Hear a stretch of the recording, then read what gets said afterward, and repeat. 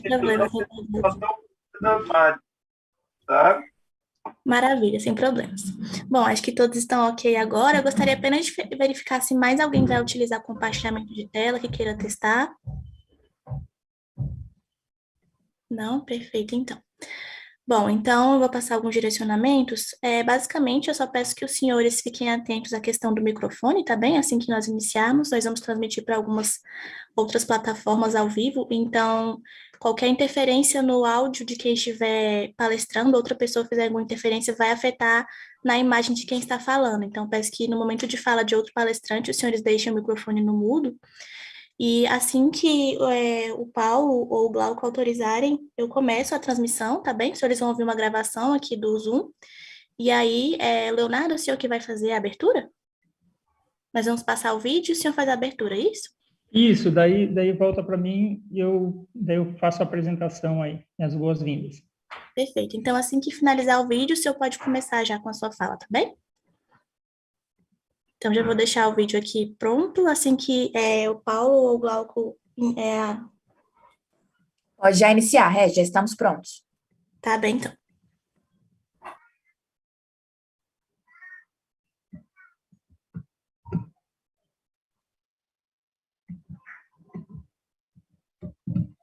Recording in progress.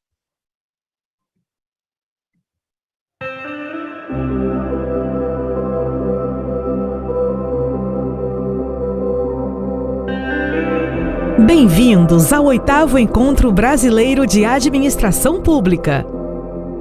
O 8º EBAP tem como objetivo reunir acadêmicos e profissionais da administração pública brasileira para que compartilhem conhecimentos que nos auxiliem a pensar em soluções para os grandes desafios de gestão e de políticas públicas para a década que se inicia. Realizado desde 2013, o EBAP é um evento anual e tradicional do campo de públicas organizado pela Sociedade Brasileira de Administração Pública, a ESBAP, tendo já sido sediado nas cidades de Natal, Florianópolis, João Pessoa, Viçosa e Salvador. Em 2020 e 2021, o EBAP passou a ser co-realizado em parceria com o Instituto Brasileiro de Ensino, Desenvolvimento e Pesquisa, o IDP, em modalidade virtual em virtude da pandemia.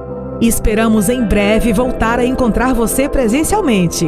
E enquanto isso, agradecemos a sua participação virtual, com o mesmo entusiasmo e compromisso para qualificar a administração pública no Brasil. Preparamos com muito carinho uma programação científica com conteúdo de excelência, em que você é o protagonista.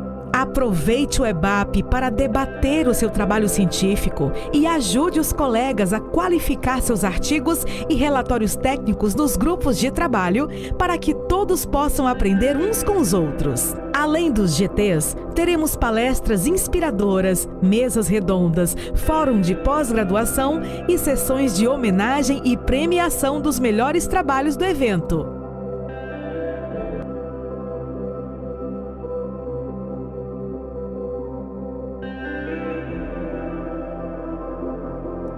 Tenha um ótimo evento. Aproveite cada momento para trocar conhecimentos e encontrar velhos e novos amigos. É uma grande satisfação tê-lo conosco no 8º Encontro Brasileiro de Administração Pública. Realização: Sociedade Brasileira de Administração Pública, ESBAP, Instituto Brasileiro de Ensino, Desenvolvimento e Pesquisa, IDP.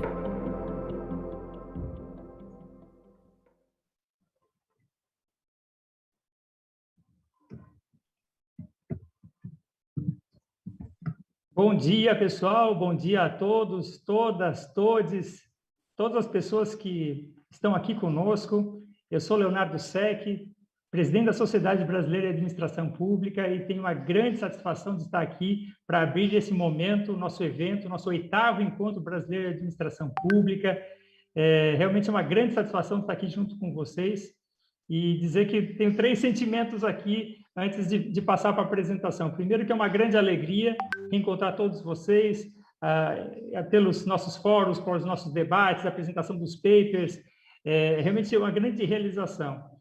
Um grande alívio também, porque vocês sabem como organizar evento é realmente um esforço descomunal de muitas pessoas que se voluntariam, que trabalham desde fevereiro desse ano. A gente está organizando esse evento, está culminando nesse momento aqui. Então, realmente, quando acontece o início do evento, é uma grande emoção e um grande alívio, né? Também dizer que é uma grande missão, né? Um grande compromisso que nós temos como acadêmicos, como os práticos da administração pública, a gente promover essa plataforma de interação com toda a comunidade acadêmica, né? Um prazer tanto weberiano do trabalho, mas também um habermasiano das relações, da comunicação, do nosso esforço também de diálogo e de construção de relacionamento.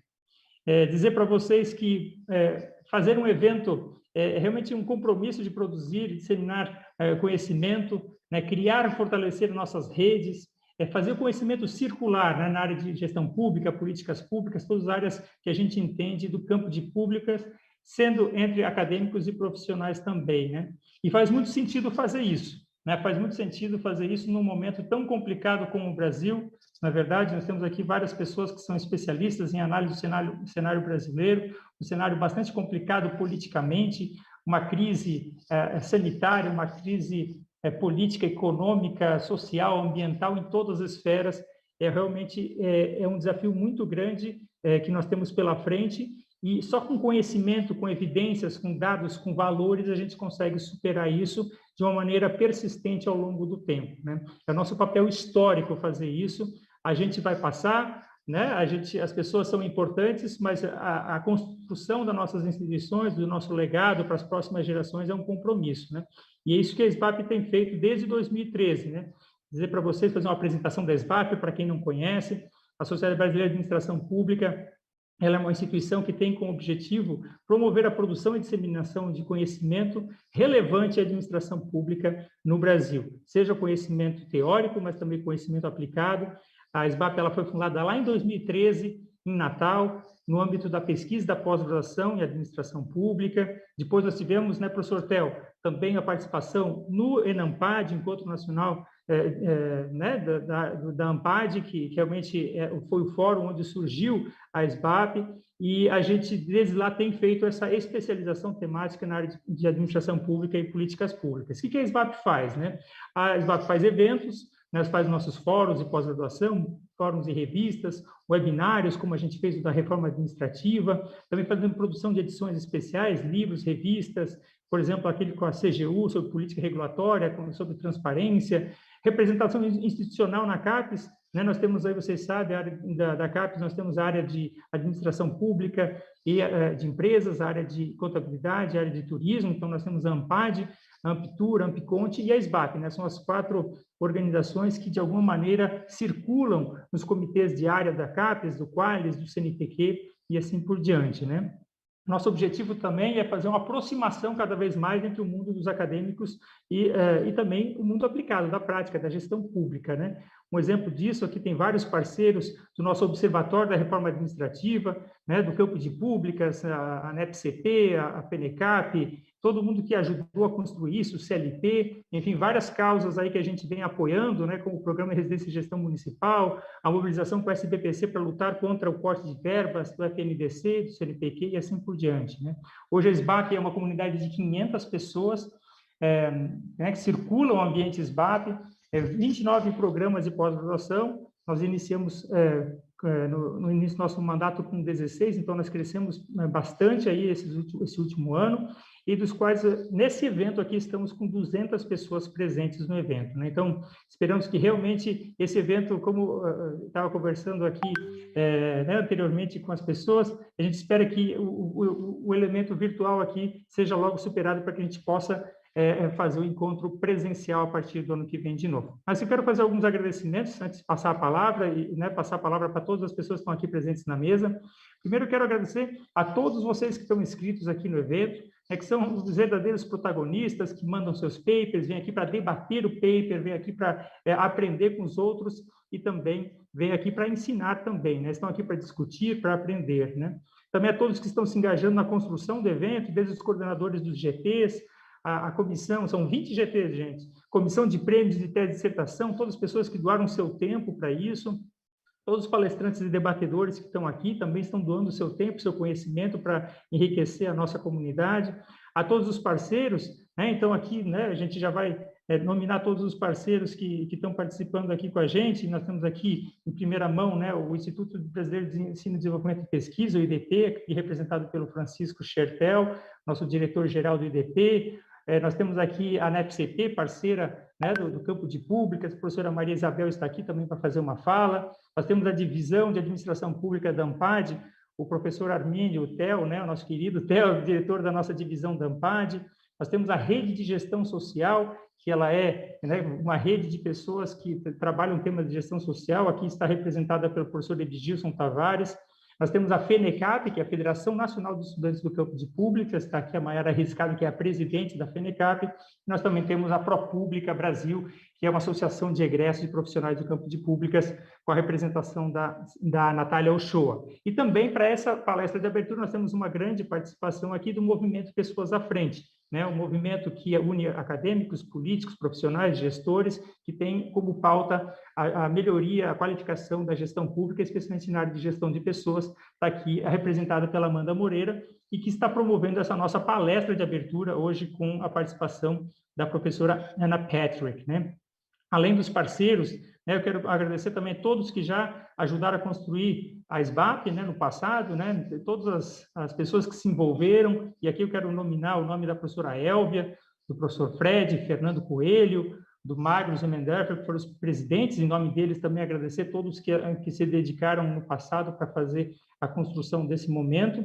A nossa diretoria atual, né, começando aí pelo nosso querido Caio Costa, nosso vice-presidente, a professora Lindy Jane, nossa diretora de Relações Institucionais, o professor Cláudio Couto, diretor de Relações Internacionais, a professora Ana Cláudia Farranha, que é da Universidade de Brasília, que é a nossa diretora de eventos, a Karina Furtado Rodrigues, que é a nossa diretora de comunicações, e também agradecer aqui o Murilo, né, Temísco Murilo, que é nosso diretor administrativo, que é da CGU do ICMBio, né? Além deles, todas as pessoas do Conselho Fiscal, do Conselho Consultivo. Está aqui também o professor Marco Antônio Teixeira, da Fundação Getúlio Vargas, que é o presidente do Conselho Consultivo da EBAP. E também um agradecimento muito especial pelo trabalho e dedicação de todos os professores que fizeram parte, membros da comissão organizadora, né? Em especial o professor Alex Bruno, o Paulo Castro, que é do nosso IDP, também foi extremamente, ambos, né, foram muito dedicados para a construção desse evento, o professor Caio Costa, a professora Karina, mas eu quero citar dois nomes em especial aqui, e realmente um nome assim que dedicação e pela abnegação para a construção desse momento, que é a professora Ana Cláudia Farranha, que foi a nossa coordenadora do evento e diretora de eventos da EBAP, tem realmente se debruçado desde o início do ano nisso. E, Ana, pode comemorar aí, eu sei que tu estás rindo agora com o teu óculos vermelho e estás aí comemorando esse momento de concretização de muito sacrifício que você fez pessoalmente, mas também de muita articulação de uma rede de pessoas. Muito obrigado, Ana. E também o Gilberto da Mata, o Giba, nosso secretário executivo, realmente assim tem sido a pessoa que tem colocado realmente a mão na massa aí para fazer toda a assessoria e todas as diretorias para que esse evento possa acontecer. Então, essa fala inicial de agradecimento, dizer aqui para todos os colegas que estão na sessão solene que nossa organização ela é muito simples. A gente vai passar a palavra para vocês, né, para poder falarem por 5 minutos, fazer uma saudação aí das suas instituições. Depois nós vamos passar imediatamente para a palestra de abertura com a professora Anna Patrick. Depois disso, a gente vai passar por uma sessão de perguntas e respostas, e no final a gente vai falar de assuntos paroquiais. A nossa sessão vai começando agora às 9 horas, até às 11. Às 11 horas começam já os grupos de trabalho, de discussão aí na programação científica do EBAP. Então, muito obrigado a todos. Aproveitem bastante o nosso Encontro Brasileiro de Administração Pública, compartilhem conhecimento e levem um pouco de otimismo, né, frente a tanta situação complicada que nós estamos passando. Então, eu vou passar inicialmente aqui a palavra para o diretor-geral aqui do nosso Instituto Brasileiro de Ensino, Desenvolvimento e Pesquisa, o IBP, o Francisco Schertel, que ele é diretor-geral, parceiro, co-realizador desse evento. Muito obrigado, Francisco, por toda a dedicação do IBP, parabéns pela pela capacidade de toda a equipe que está aqui no suporte, todas as pessoas que ajudaram a construir nos bastidores, mídia, a questão de todos os recursos, enfim, é tanto trabalho que é difícil realmente fazer, não ser injusto, mas, Francisco, fique à vontade para dar a sua saudação. Muitíssimo obrigado. Obrigado, professor Leonardo, obrigado a todos os presentes. Queria começar, Leonardo, já fazendo minhas as suas palavras. Eu vou focar num sentimento, para usar a palavra que você usou, que me toca muito hoje, que nos toca todo no DP, que é o sentimento do otimismo, que você falou no final, que é o que um evento desse, tão relevante, tão interessante, que permite, como você falou, que as pessoas sejam protagonistas, nos traz hoje. Queria também fazer uma saudação especial à professora Ana Cláudia Farranho, que é professora da Faculdade de Direito da UNB, onde eu tive o privilégio de me formar, fiz toda a minha trajetória, fiz graduação, mestrado e doutorado na Faculdade de Direito da UNB, então queria deixar, e a professora Ana Cláudia Farranho é um dos destaques da faculdade, queria deixar um registro especial a ela. Cumprimento todos os demais membros da mesa, a professora Maria Isabel, professor Theo, professor Edgilson, também os alunos da FENACAP, representado pela Maiara, o pessoal do Movimento Pessoas à Frente, representado aqui pela Amanda, e, obviamente, um bom dia a todos e todas, e todos, como o Leonardo falou, que estão aqui com a gente. É uma audiência grande, momentânea, que já mostra a relevância do evento, do EBAP, que já vem aí já há quase 10 anos, inovando no campo da administração pública brasileira. Para nós, o DP como eu falei já nas nossas conversas preliminares aqui, é um grande privilégio e uma honra poder dividir, Leonardo, essa parceria e esse momento tão especial. E esperamos que ano que vem isso possa ser feito presencialmente. Brasília é um locus, nós acreditamos, ideal para o debate da administração pública, é central, o objeto da pesquisa se encontra em boa parte aqui. A gente não desconhece, obviamente, a relevância de experiências municipais ou estaduais, mas boa parte da administração pública ou de órgãos relevantes da administração pública se encontra em Brasília.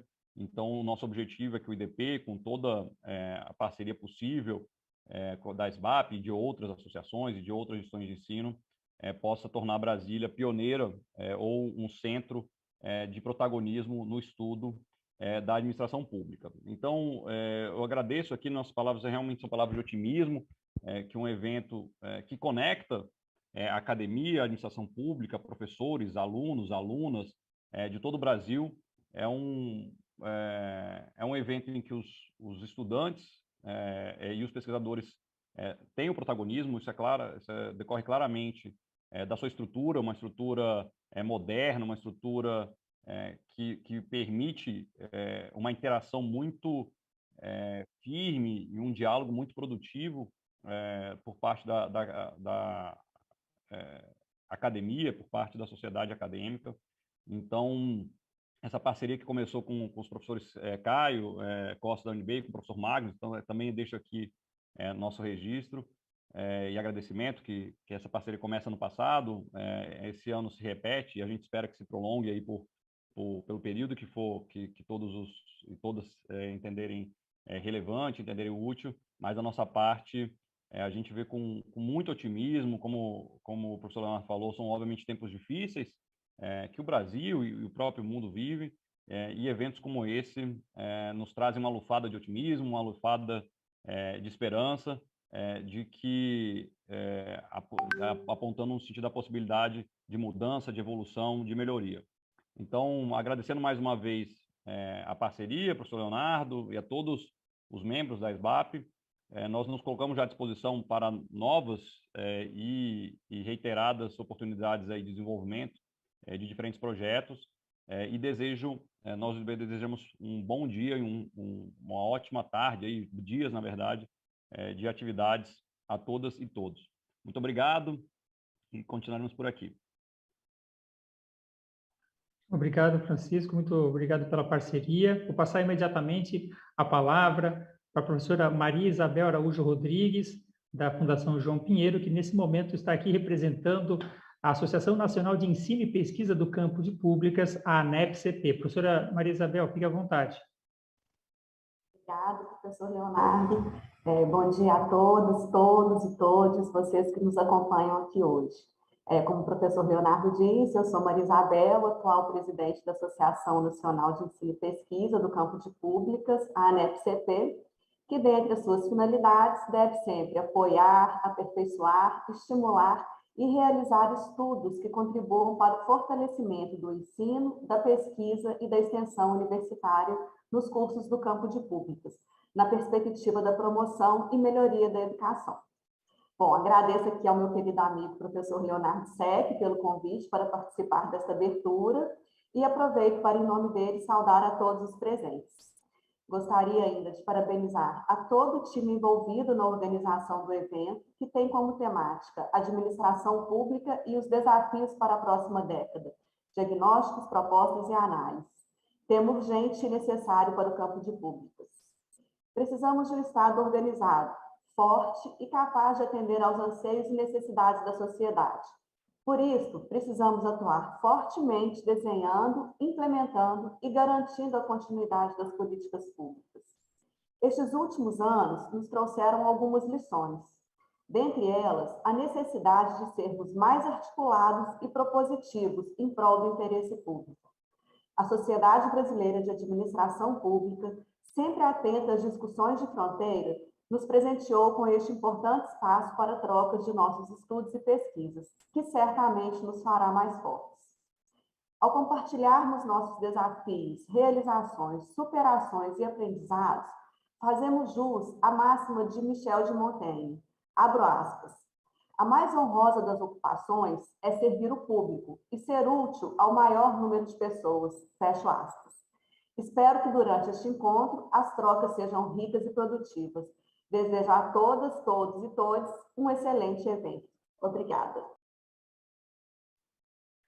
Obrigado, querida professora Maria Isabel. Como é bom te ouvir. Nossa, que coisa boa te reencontrar aqui. Eu vou passar imediatamente a palavra para o nosso querido professor Armindo dos Santos de Souza Teodósio, o querido Theo, que é professor da PUC de Minas Gerais, e nesse momento está representando a Associação Nacional de Pesquisa e Pós-Graduação em Administração, na divisão de Administração Pública. Theo, fique à vontade, meu amigo. Obrigado, Leonardo. Sec, um abraço a você, presidente da EBAP, a toda a diretoria, a todos os colegas, né? O evento da EBAP tem apresentadores de trabalho internacionais, né? Alguns colegas da África também. Então, parabéns aí. A gente fica feliz de ver a expansão do EBAP e da própria EBAP, né, com esse alcance. E um abraço carinhoso, Léo, para você que está aí do outro lado do Atlântico também, né, conosco. Olha, muito obrigado pelo convite aqui, por representar a Divisão de Administração Pública. Nossas áreas são irmãs, né? A EBAP, ela surge a partir de um grupo de pessoas muito importante do campo de administração pública, que sempre frequentou a Divisão de Administração Pública da ANPAD e decidiu criar uma associação moderna, contemporânea, mais ampla, democrática, plural. E isso é a EBAP. Eu agradeço também por ser filiado à EBAP, né? Eu sou da ANPAD, mas sou da EBAP. E eu acho que a gente tem vários desafios, todos nós que estamos representando aqui instituições e grupos do campo de públicas, nós temos desafios que já nos acompanham ao longo do surgimento da EBAP, da ANEP-CP, da Rede Pesquisadora de Gestão Pública e da própria Divisão de Administração Pública da ANPAD, que é aprimorar o diálogo, a interação, as parcerias entre nós, né? Mantendo as nossas especificidades e identidades. E estamos muito otimistas do ponto de vista da ANPAD. Eu acho que as possibilidades de diálogo e de construção conjunta são ainda maiores agora, com essas lideranças que estão à frente desses grupos e instituições e, sobretudo, aqui os colegas da EBAP. Para nós, da Divisão de Administração Pública da ANPAD, é uma honra, uma alegria estar participando aqui, né? Contem sempre conosco na ampliação desse campo. E a SBAP carrega também a importância, como vários outros colegas falaram, eu não vou me delongar nisso, mas eu queria reforçar, vivemos momentos de muitos desafios para a administração pública no mundo todo, por causa dos confrontos à construção democrática, como a gente entende ou entendia a democracia, né? E a gente precisa reinventar uma administração pública democrática, mais sintonizada com as comunidades e a população, mais plural, mais diversa, e a SBAP tem nos mostrado caminhos muito importantes. Esse evento da EBAP nos indica caminhadas muito importantes em direção à igualdade, né, por gênero, por raça, por origem, né, e a reinvenção de uma administração pública capaz de dar conta dos desafios contemporâneos e de várias ordens, dentre eles os ambientais, e aprofundar a democratização das sociedades, apesar de tudo e todos que se colocam contra essas agendas. Essas agendas são importantes. E aí uma mensagem final para os jovens que estão aqui, né? Vocês são o futuro da administração pública. Tenho certeza que vocês vão encontrar com pesquisadores de referência nesse encontro aqui que vão inspirar vocês. Então, quem está chegando agora, que chegue, permaneça e construa junto com a SBAP, como nós, da Divisão de Administração Pública da ANPAD, estamos sempre construindo. Muito obrigado, parabéns pelo evento e sucesso a todos e todas. E todes. Né? Muito bom, Theo. Muito obrigado pela mensagem. Obrigado pelos elogios também. A gente realmente está nessa parceria forte de muitas interações, tanto as pessoas quanto as instituições, cada vez mais próximas e se ajudando para o bem maior que é o desenvolvimento da administração pública da sociedade. Obrigado, Theo. Eu quero passar agora a palavra para a nossa querida, para o professor Edgilson. O professor Edgilson Tavares Araújo, ele é professor da Federal da Bahia e ele, nesse momento, está representando a Rede de Pesquisadores de Gestão Social, a RGS. Vai lá, professor Edgilson. Ok, olá, bom dia a todos, a todas, a todos, a quem não se reconhece com essa forma de tratamento. Prazer, SEC, estar mais uma vez aqui, né? Saúdo a todas as minhas companheiras e companheiros de mesa aí, em especial, saúdo em nome de Maiara Riscado, né? Nossa graduanda, enfim, uma grande ativista, né, do movimento do campo de públicas, tem feito um trabalho belíssimo, né? Que eu diria é a grande razão de ser de todo esse nosso movimento, né? Ou seja, a formação, a educação de qualidade, o desenvolvimento da ciência, de evidências científicas para o campo da administração pública e das políticas públicas. Aqui eu estou representando a RGS, né, a Rede de Pesquisadores de Gestão Social, que eu diria que é uma das... E saúdo aqui também o meu colega Theo, que também faz parte da RGS desde o princípio, né? E eu diria que a RGS ela é uma das primeiras sementes, né, para esse novo olhar sobre a própria administração pública que nós temos. Ela antecede a criação do que nós chamamos de campo de públicas, inclusive, né, surge inicialmente em 2003, numa reunião realizada com grandes pesquisadores e gestores públicos, né, e sociais na Fundação Getúlio Vargas e passa a se consolidar em 2007 a partir do primeiro Encontro Nacional de Pesquisadores em Gestão Social, né? Esse ano a gente já realizou, né, já chegou aí, já vai para a sua 12ª edição do evento, né? São centenas e centenas de pesquisadores e pesquisadoras, né, que, enfim, fazem parte dessa rede, que optou até então por não se institucionalizar como as instituições do campo de públicas, mas que agora, esse ano, inclusive, né, estamos formando uma associação, né, a Associação da Rede de Pesquisadores em Gestão Social, né, pesquisadores e pesquisadoras, né, o nome da associação será esse. Então, em nome da rede, eu quero saudar a todo mundo e dizer, parabenizar a Sociedade Brasileira de Administração Pública, porque a gente sabe das dificuldades de fazer um evento como esse, não só pelo formato virtual, mas porque é quase paradoxal nós dizermos isso, né? Mas dizermos o quanto tem sido difícil fazer ciência nesse país, né?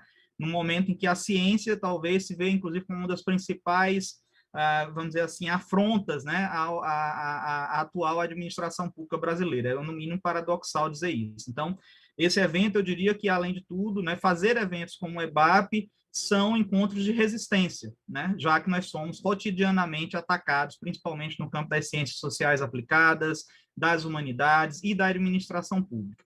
Então, eu acredito que esse evento ele é um momento muito importante, né, para que a gente possa estar cada vez mais refletindo e fazendo essa grande frente ampla de articulação entre todas as instituições do campo de públicas, né, para que a gente possa cada vez mais reafirmar que o Estado que nós defendemos, que a administração pública que nós defendemos, não é uma administração pública que desmonta políticas públicas, não é uma administração pública que censura produções culturais, não é uma administração pública que persegue personalidades negras nesse país. É uma administração pública que, ao contrário, luta pelo bem-estar social, luta por um Estado forte, eficiente, eficaz, um Estado com boas entregas à sociedade, um Estado que vai lutar contra o desemprego, contra a fome, né? E um Estado que cada vez mais vai valorizar a ciência, um Estado que cada vez mais vai pensar que apenas com o caminho da ciência e das evidências na administração pública nós podemos, de fato, atingir o desenvolvimento e o progresso que esse país merece. Então, fico aqui deixando também, né, o meu apelo para que a gente possa pensar, principalmente nesses exemplos que nós estamos vivendo agora, como, por exemplo, né, a questão do desmonte total, da extinção de uma das maiores políticas públicas que esse país já teve, que é o programa Bolsa Família, né, e que, na verdade, não traz consigo apenas a extinção do programa Bolsa Família, mas traz a extinção de um sistema federativo de políticas públicas, que é o Sistema Único de Assistência Social. Então, que a gente possa refletir aqui e lutar, né, cada vez mais por uma administração pública baseada em evidências científicas, na profissionalização dessa administração pública e não meramente por lógicas moralistas, conservadoras, mas pensando na administração pública que, antes de tudo, defenda os seus princípios republicanos e democráticos. Desejo um excelente evento para todas as pessoas aqui e tenho certeza, vou acompanhar em muitos dos trabalhos e tenho certeza que teremos trabalhos de grande relevância e significância. E agradeço o convite também, seu SEC, por fazer parte aí da comissão, né, de avaliadores da comissão que avaliou, né, as melhores teses. Então, pelas teses, nós temos a ideia, inclusive, do quanto o nosso campo, né, o nosso campo de públicas, a administração pública nesse Brasil, tem para ensinar para todos os governos, independente de ideologias político-partidárias. Então, vida longa à SBAP e um bom EBAP para todas, todos e todos.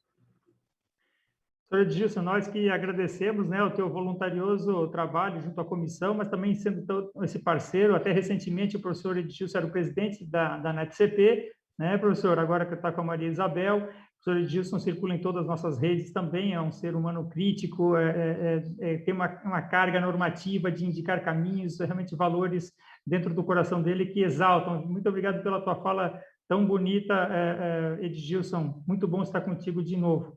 E dizer, professor Edilson, que vocês realizaram um evento da NETCP recentemente, muito inspirou a gente, no sentido, né, da qualidade daquele evento. A gente espera também que a gente possa apresentar um produto também para todos vocês, da mesma maneira que vocês apresentaram para toda a comunidade. Quem também acabou de realizar um evento, está saindo do ENECAP, é a Maiara Riscado, né? Maiara Riscado, que é presidente da FENECAP, Federação Nacional de Estudantes de Administração do Campo de Públicas. Eles realizaram evento agora nesse fim de semana, até segunda-feira, né, Maiara? E também deve estar com sensação de alívio muito grande. Fique à vontade para fazer suas falas aqui. Muito obrigado pela presença, Maiara. Obrigada. Primeiro, bom dia a todas as pessoas que estão nesse evento. Bom dia aos que vão também assistir em outro horário, em outro momento, pelo YouTube. Eu me chamo Maiara Riscado, eu sou graduanda de Políticas Públicas da UF, EAR, Campus do Reúne. Sou militante da Kizomba, da Marcha Mundial das Mulheres, estou presidenta da FENECAP, faço parte também da direção do DCE da UF, Fernando Santa Cruz, do Centro Acadêmico Manuel Moraes, da UF de Angra. Eu queria dizer que a FENECAP, que é um prazer estar aqui representando a FENECAP, em nome de toda a gestão na luta para avançar, eu queria saudar o 8º Encontro Brasileiro de Administração Pública. Gostaria de agradecer ao convite da SBAP de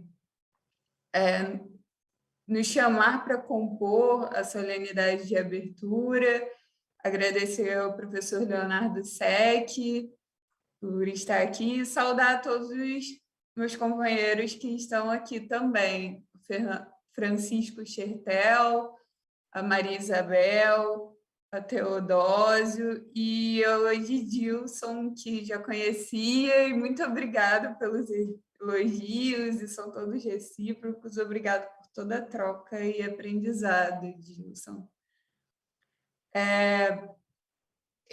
Como já foi falado, nós da FENECAP também compactuamos desse mesmo pensamento de que a administração pública se faz imprescindível para a garantia da democracia. E a FENECAP, que é a Federação Nacional dos Estudantes do Campo de Públicas, se constrói e se articula muito em torno disso, em fazer com que os eventos e todos os espaços sejam construídos de forma popular, acessível, a todos os estudantes do campo de públicas, e foi assim que se deu a construção do nosso evento recente, que foi o ENECAP, que também foi realizado de forma virtual, e isso para a gente tem sido bem difícil, e todo esse contexto de pandemia, de crise sanitária, tem sido um contexto bem difícil para todos nós. Eu penso que esse contexto será superado, mas para isso a gente precisa estar na luta, e para isso a gente precisa estar nas nossas construções cotidianas, pensando no combate à desigualdade e pensando em políticas públicas que pautem a centralidade da vida. E essa é uma agenda que a gente não vê sendo colocada pelo governo federal, pelo atual governo Bolsonaro. Essa é a agenda dele é uma agenda de ataque às instituições, de ataque à democracia, e que se pauta por meio de um projeto de extermínio. E uma das etapas desse projeto que tanto ataca o nosso campo, o campo que a gente entende enquanto campo de públicas, é a reforma administrativa, que tira toda a estabilidade do servidor público na forma como está escrita, e que também desconstrói e desconfigura o que a gente coloca como sendo princípios basilares da administração pública, como eficiência e como transparência, e afeta toda a sociedade. Também nessa toada de desmonte e desconstrução, tem sido feito os cortes nas universidades, que são cortes em pesquisa e que desmontam um dos principais tripés de ensino, pesquisa e extensão, que são basilares também na construção da educação pública como a gente vê hoje, dos institutos de educação superior. E para que a gente possa construir uma administração pública que defenda a coisa pública, a gente precisa se colocar e se posicionar como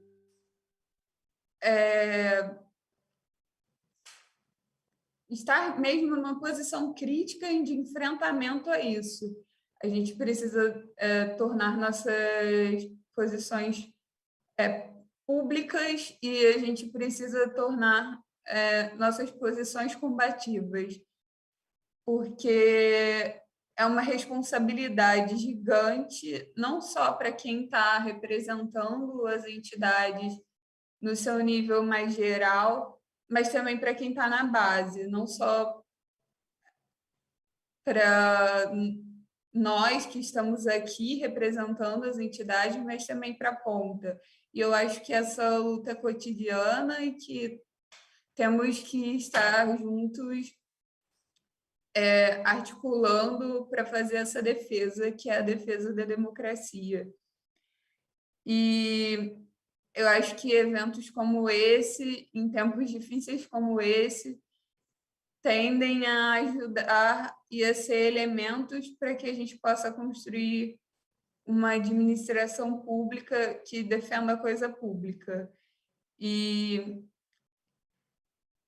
em nome de toda a gestão na luta para avançar, eu gostaria de ressaltar a importância desse evento e a importância do fortalecimento e da relação, do fortalecimento dos nossos vínculos enquanto entidades parceiras e desejar a todos um ótimo EBAP.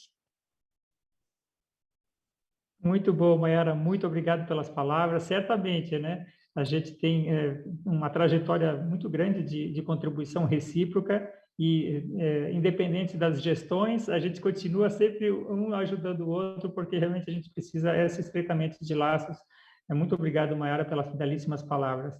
E eu quero passar agora a palavra para a nossa querida Amanda Moreira, que está aqui representando o movimento Pessoas à Frente. Amanda, é o seguinte, eu não te deixei por último porque é menos importante, não. Eu deixei por último porque tu vai fazer a fala de transição, porque logo em seguida a gente vai ter a palestra com a Ana Patrick. E o movimento Pessoas à Frente, qual a Amanda está representando, foi co-organizador dessa palestra de abertura, a qual a gente agradece muito, Amanda, pela tua participação, todo o pessoal do movimento Pessoas à Frente. Fique à vontade para dar a tua mensagem aí.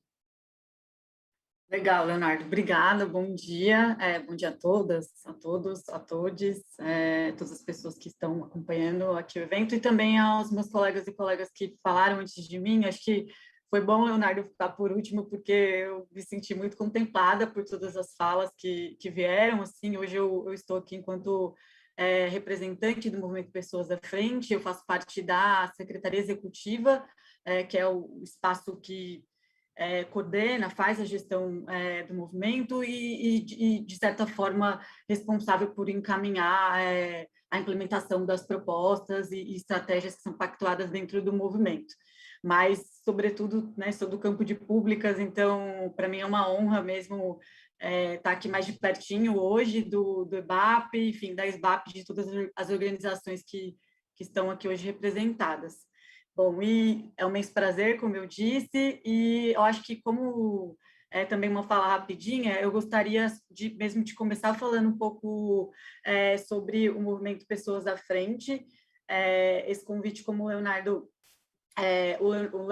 nos fez, e nós começamos a pensar um pouco em quais especialistas do movimento poderiam contribuir mais para a discussão, por isso veio o nome da Ana Patrick, mas o movimento felizmente tem ganhado bastante forma, né? E a gente tem tido a gente tem muitas pessoas boas, especialistas extremamente qualificados e renomados dentro do campo de públicas que hoje compõem o movimento.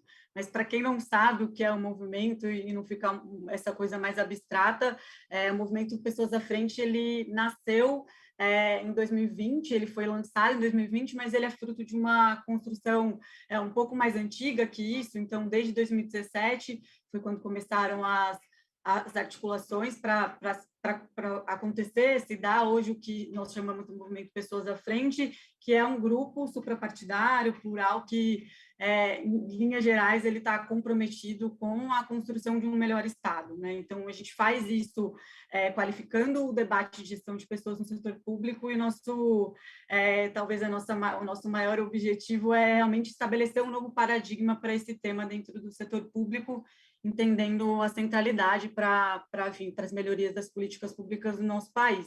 Então, o movimento, ele é composto, hoje quem faz a manutenção, né, desse movimento, as mantenedoras são 3 organizações da sociedade civil, uma é a Fundação Lema, da qual eu faço parte, e também temos o Instituto Humanize e República.org. Essas 3 organizações coordenam, fazem a gestão do movimento Pessoas à Frente por meio de uma parceria que se chama Vamos, e que tem também como esse objetivo geral melhorar, enfim, trazer, né, propostas e possibilidades para a melhoria da gestão pública no país. Então, muitos temas aqui, como os colegas já trouxeram, são temas de interesse do movimento, né? Então, nós buscamos sempre construir e aprovar medidas relacionadas à gestão de desempenho, pensar em propostas que garantam mais segurança jurídica para os gestores e para as gestoras. Estamos, né, advogando, enfim, atuando de maneira bem consistente para conseguir implementar uma política de gestão de pessoas focada em lideranças no Brasil.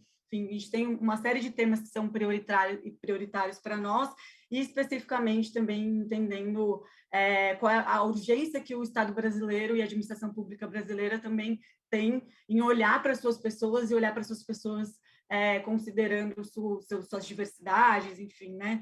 Como a gente coloca e qualifica e dá todo o suporte necessário para que as pessoas que estão dentro da gestão pública, de fato, sejam pessoas que representam a sociedade brasileira e que, de alguma maneira, consigam responder, enfim, trazer soluções reais para os nossos principais problemas no país. Então, o movimento realmente acredita muito que essa nossa tarefa não é fácil, é bastante complexa. A gente, como eu falei, a gente nasceu em 2020, desde então, 2020 foi como a gente, um pouco quando a gente colocou a nossa cara para o mundo, né? Mas já temos alguns anos, né, tentando construir um pouco esse espaço, essa coalizão com esses atores. Então, hoje a gente já tem alguns resultados bastante interessantes e, enfim, nós estamos bastante otimistas também com essa agenda para o futuro.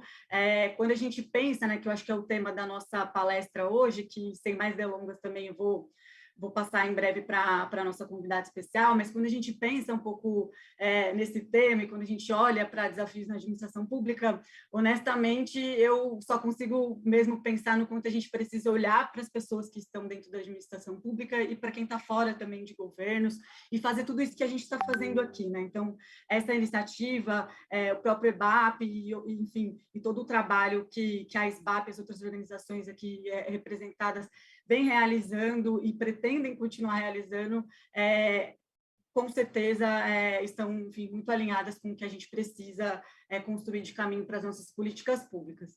Então, eu não quero enrolar aqui mais, porque eu acho que está todo mundo também animado e empolgado para conhecer a nossa convidada.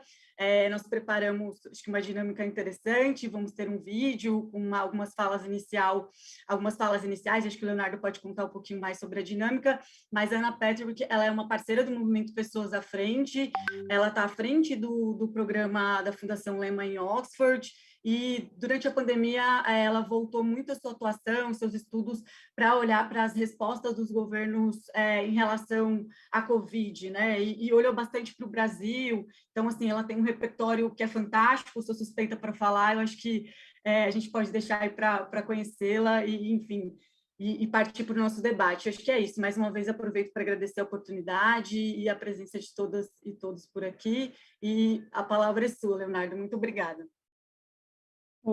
Obrigado, Amanda, obrigado pelas palavras, também carregado de valores, idealismo, mas também de um pragmatismo orientado à ação, né, Amanda? Muito obrigado por essa parceria. Tu disseste que você é do campo de públicas, eu vou te mostrar uma coisa aqui, ó. Olha aqui, ó, que eu tenho aqui, ó, a garrafinha, aquela, ó, do movimento Pessoas à Frente, ó. O Theo estava mostrando antes a caneca da SBAP, a gente vai se interlocutando aqui. Eu acho que talvez o movimento é a organização que as pessoas menos conhecem aqui no campo de públicas, até pela ser mais recente, mas eu só queria dizer assim, além de reforçar que a Amanda, várias pessoas fazem, né? Além de mim, o professor Fernando Coelho também faz parte, que também é do nosso conselho consultivo da SBAP, o professor Humberto Falcão Martins, que também é nosso conselheiro e tem uma atuação muito grande, a professora Gabriela Lota, que está lá com a Anne Patrick, agora também lá na Oxford University, a professora Cibele Francese também é muito atuante aí no movimento Pessoas à Frente, pessoas do poder público, né, que nem o Pedro Pontual, que é da carreira de gestor público, o pessoal do IPEA, o pessoal do IBGE, tantas áreas aí de qualificação e de interlocução na produção do conhecimento de gestão pública. Muito obrigado, Amanda, por essa parceria. Eu não vou poder passar agora imediatamente para a palestra, porque a nossa querida Natália Ochoa acabou de entrar, e ela é representante da Pública Brasil, e eu quero que ela também dê a sua fala aqui para dar um cumprimento a todos.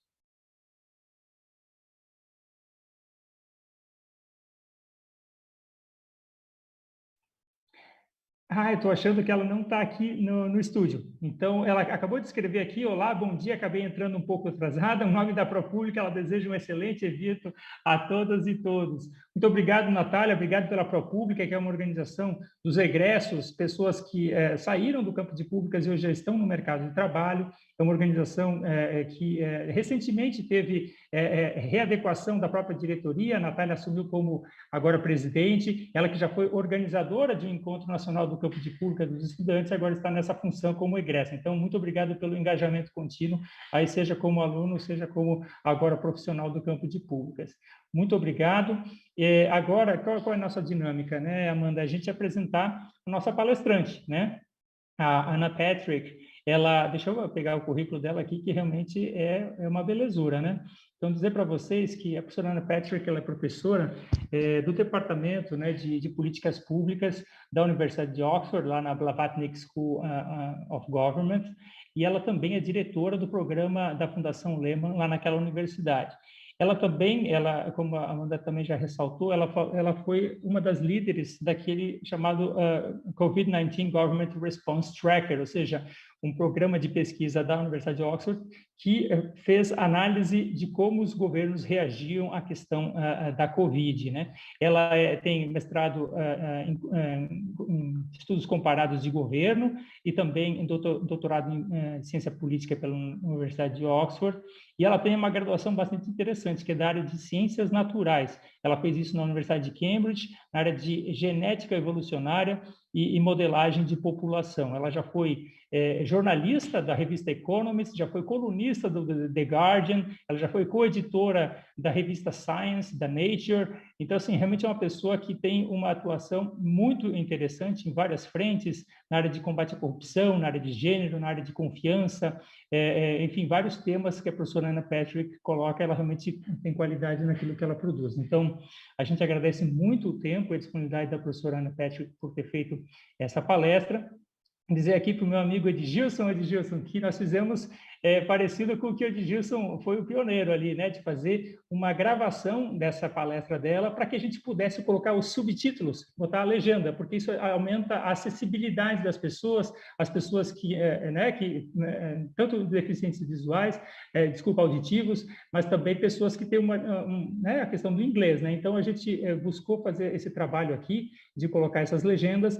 Eu só vou fazer um comentário aqui, que a legenda no início vai ser em português e no final ela vai ser em inglês, porque realmente a gente não conseguiu, por motivos de força maior, fazer toda a sincronização dessa palestra, mas eu tenho certeza que a fala é clara, né, Amanda? A fala é bastante pausada, bastante limpa, e vocês vão ter um ótimo conteúdo aqui da professora Ana Patrick. Deixa eu ver se eu esqueci alguma coisa, e eu acho que é isso, depois dessa sessão aí, então a gente vai passar para a sessão de perguntas e respostas. A professora Ana Patrick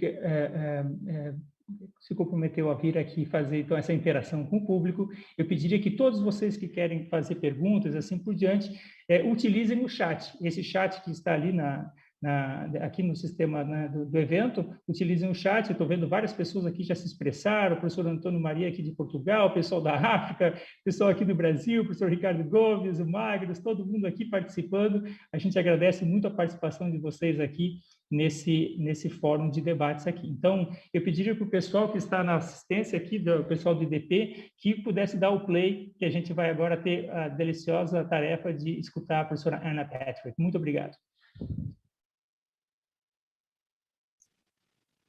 Hello, my name is Anna Petherick, and I am a lecturer in the Blavatnik School of Government in Oxford University, and I am the director of the new Lehman Foundation program here as well. It is an absolute honour to speak to you today. I would like to say a very big thank you to the People in Front movement and the Brazilian Society of Public Administration for this invitation.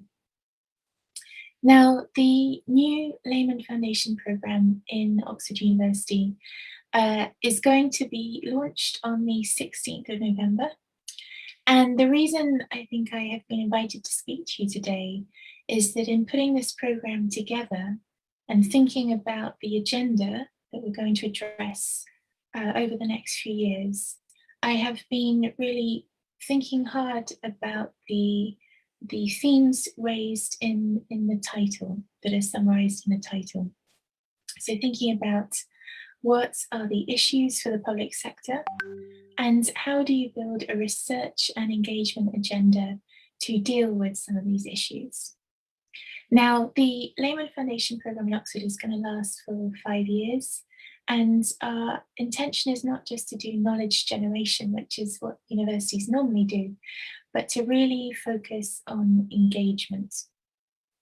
And that means thinking about the implementation of public policy as well, because our aim is to really improve the public sector in Brazil as much as we can. Now, of course, the program is situated in a global school of government, and that means that it can benefit from a comparative perspective. So I often find myself saying, or coming back to the questions of what can Brazil learn from other countries? And what can other countries really learn from the Brazilian experience? And these are the questions that are guiding the ways in which we try and answer other questions, broader questions that we ask about the quality of the public sector. So in thinking about our main areas of focus for the next few years here in Oxford, I have been guided by asking myself, how can we have the greatest impact? How can we do our very best to fulfill our remit given the resources that we have? And this is meant, of course, reflecting, as I said, on some of the main challenges in the public sector, thinking most prominently about the challenges in the public sector in Brazil, but thus also identifying areas for improvement and thinking generally over time what has mattered in Brazil, what continues to matter in Brazil, but also thinking about this particular juncture of history. What are the problems that are pressing now? And the themes that I'm going to talk to you a little bit about that we have decided that we're going to focus on are especially prominent in Brazil, but they also matter for other countries.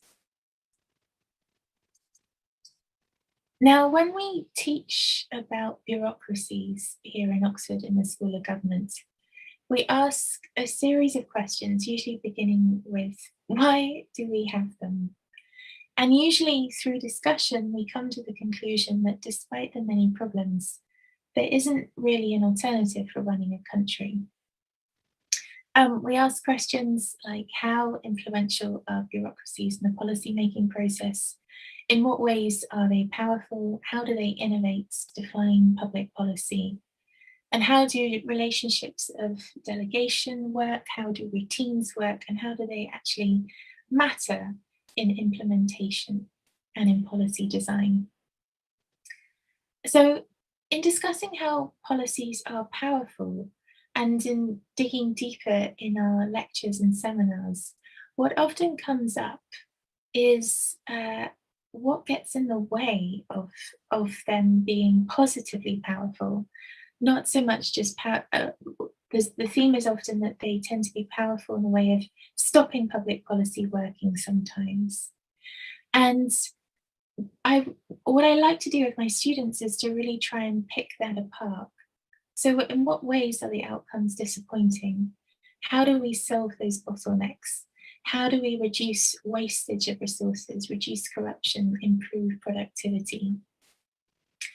And what I find striking in teaching people from all over the world is that these discussions often lead to an examination of why the connotation of the word bureaucracy, so its feeling or sense that it conjures up rather than its definition, tends to be negative in many parts of the world, not everywhere. So in Singapore, for example, it's quite positive.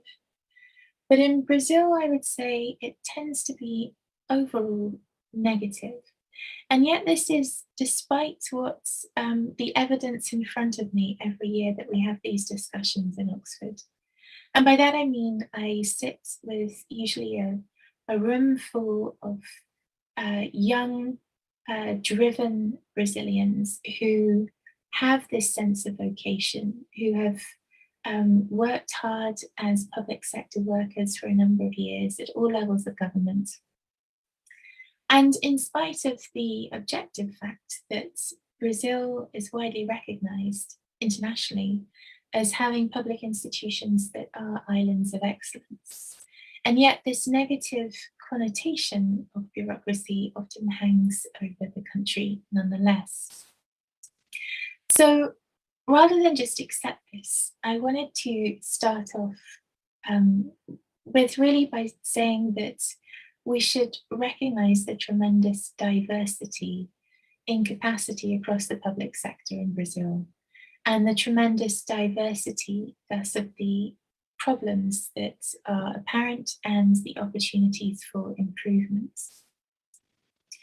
And I think it's worth saying that in an event such as this, because the idea of a keynote is it really kicks things off.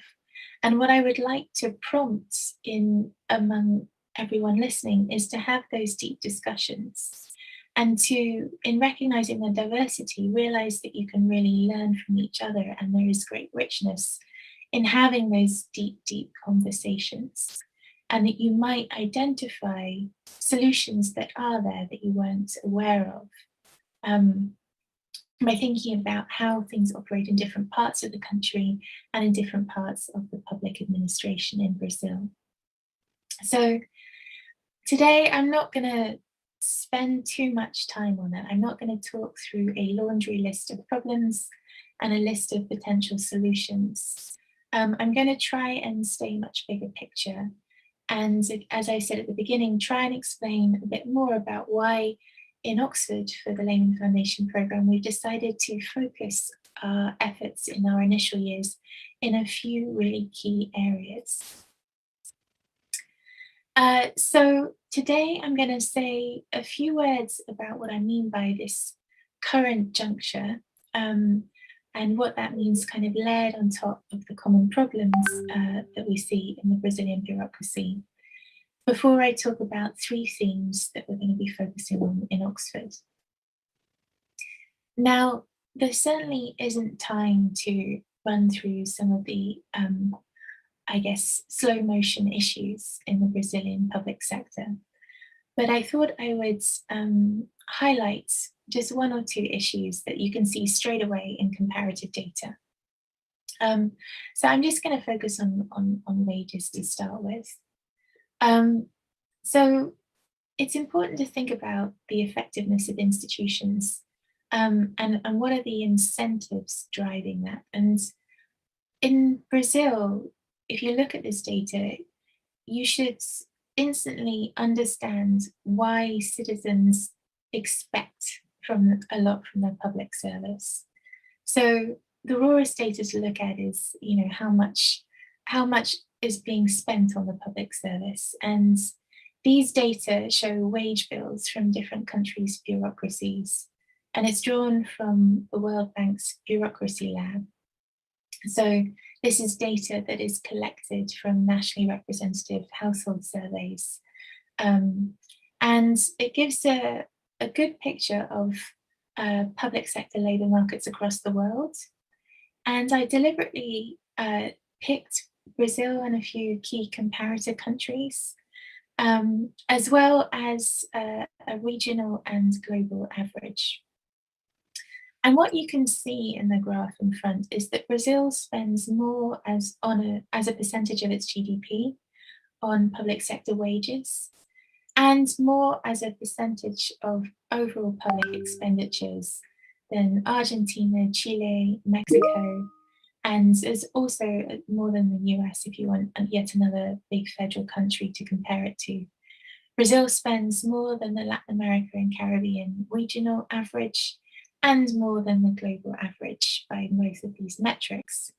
So my point here is that it is really reasonable for the population to have high expectations of the public sector in Brazil.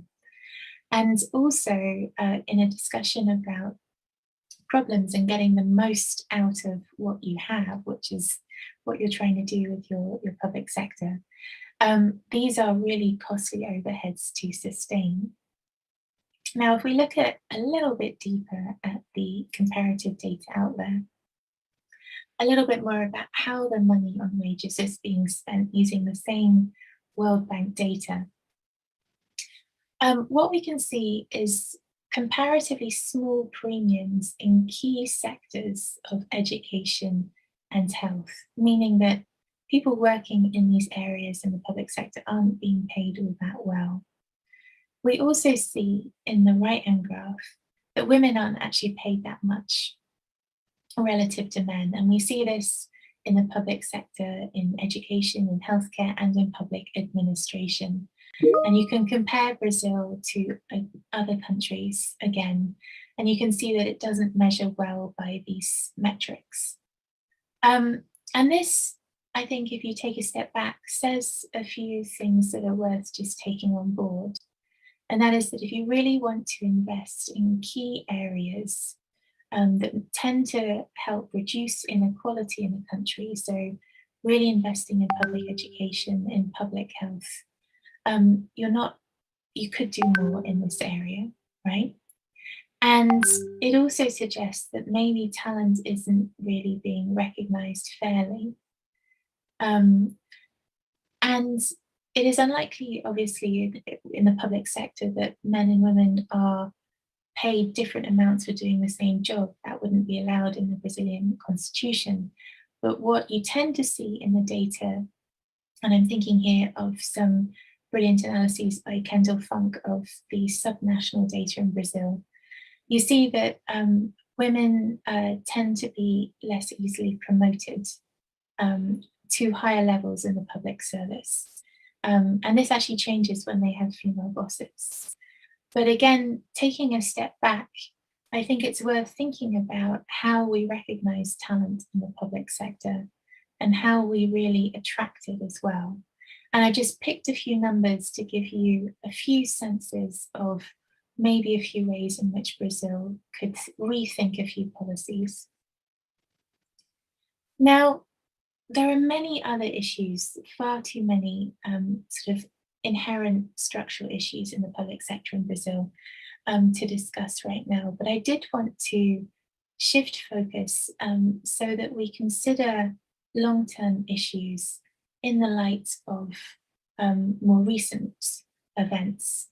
And I don't want to emphasize wages too much as the issue to worry about in the public sector, but just to pick an area where Brazil can be a bit of an outlier.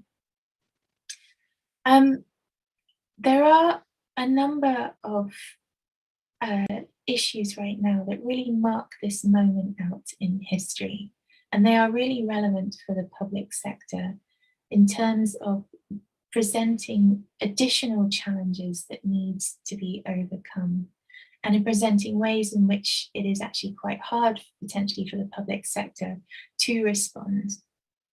So one of these is an unprecedented public health emergency that we have seen with COVID-19. Brazil has seen unprecedented situations emerging that have hit the news all over the world and have been here in the UK in our nightly broadcasts at times.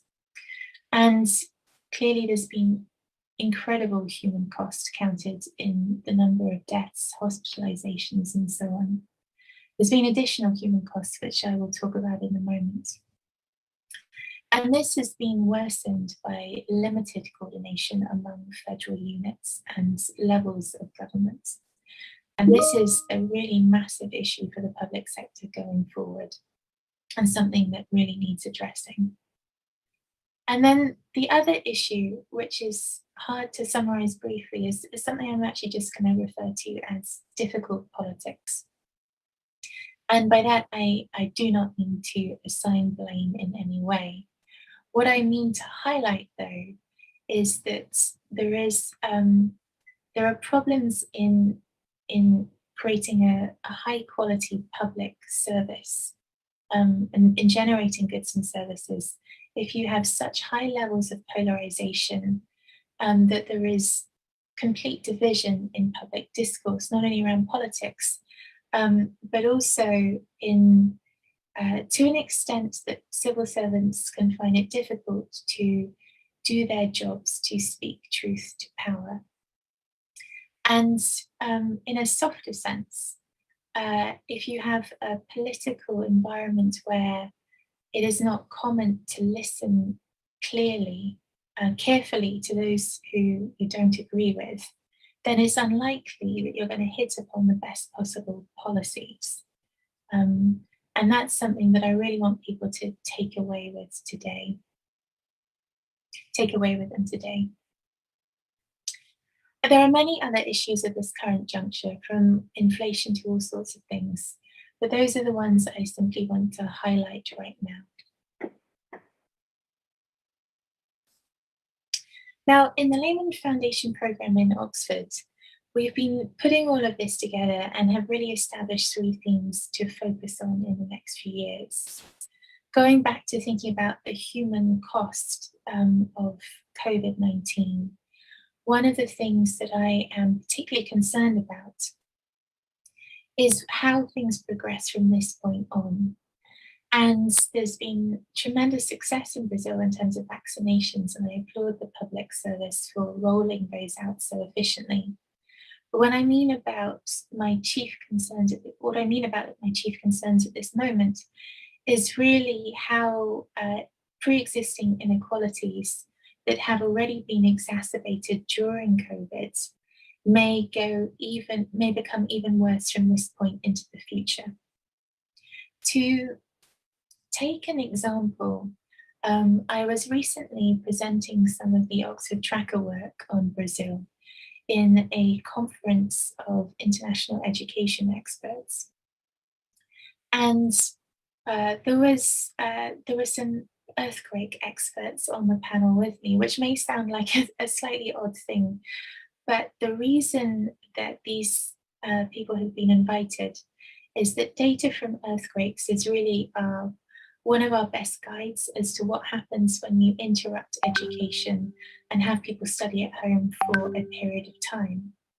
And I remember distinctly a scholar who had studied the impact of earthquakes in Pakistan, and he had shown that the group of children who had been in the earthquake zone and consequently had to study at home for about 4 months ended up not only missing those 4 months of education, but by the time it came to graduating from school, were 2 years behind in real terms, in learning terms, compared to their peers of the same cohort in the same country who didn't live in the earthquake zone and could continue to go to school throughout.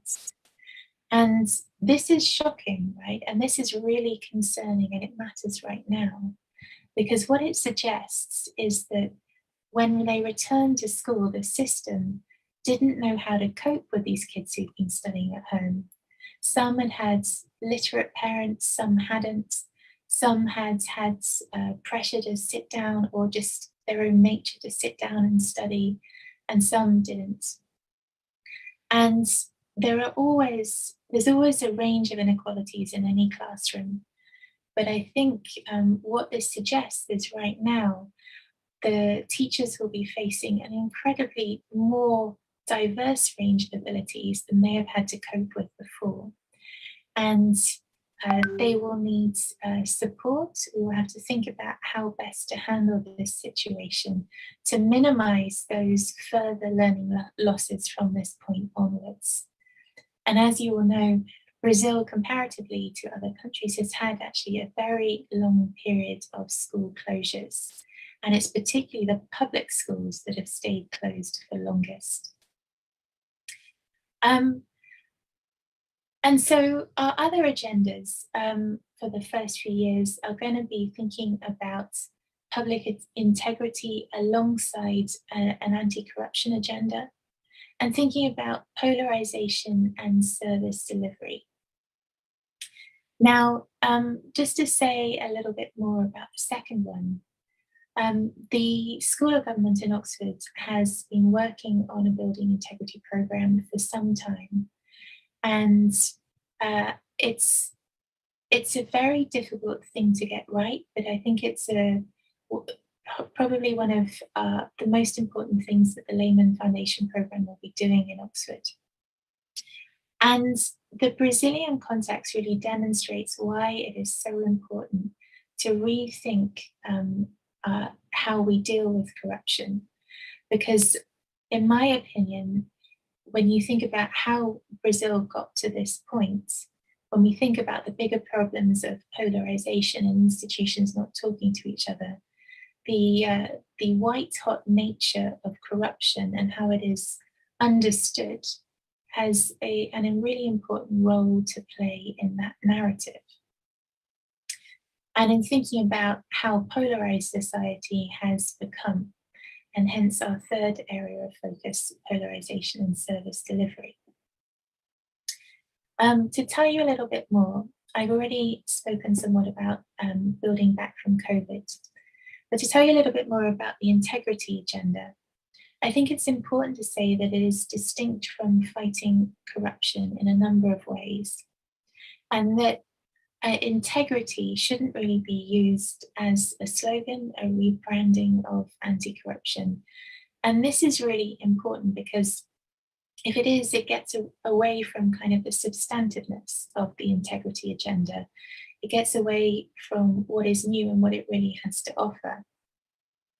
So integrity is not only about removing or reducing corruption. It's really about building institutions that are worthy of public trust. And to be worthy of trust, you need to do more than not just be corrupt. You've really got to deliver on the purpose, on a legitimate purpose for that institution. So to explain that a bit more, it's perfectly possible, right, to be a public sector employee who does not engage in corrupt acts. But to also spend the minimum amount of effort you possibly could to not be fired from your job. In other words, you get to stay above legal minimum standards, which is really what the anti-corruption agenda is trying to do, is to create minimum standards that people have to adhere to. But this isn't very satisfying. It doesn't mean that citizens should be impressed by this institution, should trust it to do what it's supposed to be doing. And so what we try and do in Oxford is to think about what it means to add content to go above the minimum standards, to be worthy of trust for citizens. And that means that at the level of the individual public servants, the way we're thinking about it is we need them to wholeheartedly contribute to how a public institution is seeking to fulfill its purpose, and to wholeheartedly act in support of its coordination with other public organizations. And that, if we go back to thinking about the current problems and some of the issues that have emerged during COVID, is a really important area to explore further. Now, the reason why I have framed this not just about building integrity, but thinking about building integrity alongside an anti-corruption agenda is that, particularly in examining the Brazilian context, there are areas where friction can emerge. And one of the really important things that I hope we do in the Layman Foundation program in Oxford is to examine exactly how those emerge and what kind of solutions there may be for them. To give you an example, in having the rich, deep discussions to understand why an integrity agenda is being held back in some institutions, to understand exactly how you might need to shift incentives to redesign an institution. People who are working on these problems often, I know from private discussions, fear that prosecutors may subpoena them at times and subpoena those who they are in contact with as well as a result. And this is a real problem for understanding the more institution-wide solutions. So understanding these areas of friction and understanding how the minimum standards of an anti-corruption agenda can work productively with the approach of a positive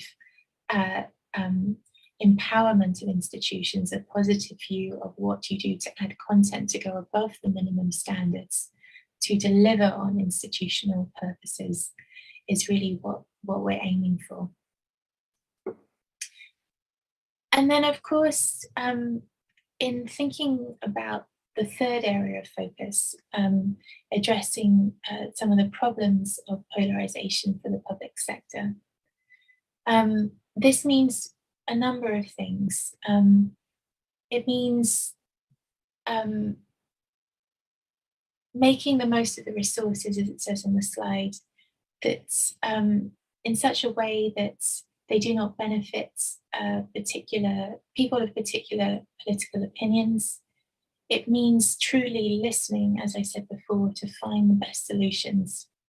And it means being able to speak truth to power without fear of what that will mean for you as a public servant.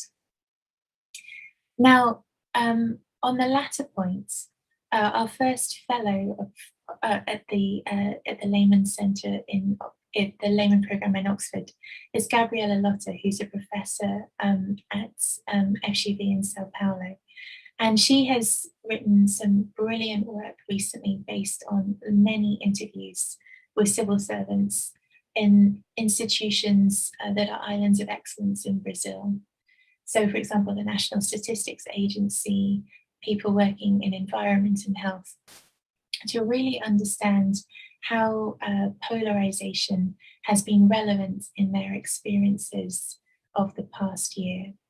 And she's working on categorizing how they have responded to different challenges in delivering on their institutional purposes. And so one of the things that we hope to do moving forward is to really monitor how polarization is changing in Brazil over the next year or two as the elections draw closer and afterwards. And then think about how we deal with some of these problems that are being revealed in Gabriela's work and through other investigations, and to work with people in the public sector to find solutions. And this really brings me on to my final slide, and that is to say that I focus very much on areas of knowledge creation. But what we aim to do, and what I think is equally important, is to really think about how we can make these deliver change in the world, these new ideas that we are working on. And this doesn't just mean engaging people, as in telling people about them, although that is incredibly important. It also means understanding the problems of delivery after that process of engagement. That means continuing to stay in touch with people in the public sector as they try and do that implementation, to really stand in their shoes and to share in the process of problem solving. And I think if we do that, that's the only way that we're going to learn as academics how we can improve the way in which we're trying to be helpful to people in the public sector. So I hope that gives you a sense of why we're focusing in particular areas in trying to improve the public sector in Brazil here in Oxford. And I welcome any questions that you may have. Thank you.